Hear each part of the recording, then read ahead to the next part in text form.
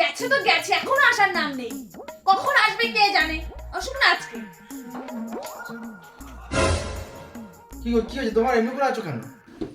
এতক্ষণ লাগে বাইরে থেকে আসতে?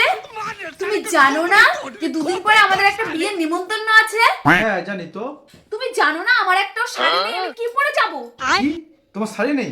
আলমারি ভর্তি শাড়ি নেই? এত শাড়ি তা বলে শাড়ি নেই?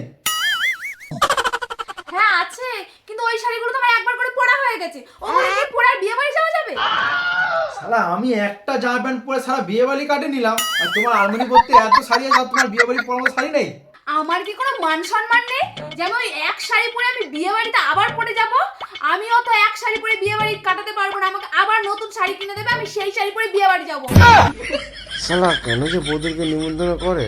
না আমাকে একা নিমন্ত্রণ করে না, আমার বৌদেরকে নিমন্ত্রণ করে, আবার আমার খরচাটা বেড়ে যাবে। আমি অত কিছু জানি না, আমি এক্ষুনি অর্ডার দেবো শাড়ি অনলাইনে।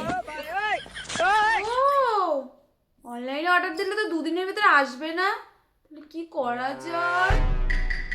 অমনি হেসে লাভ নেই, তাড়াতাড়ি জামা প্যান্টটা পরে রেডি হও, দোকানে কিনতে যাবো শাড়ি। আবার আমার সব পয়সা চলে গেল রে।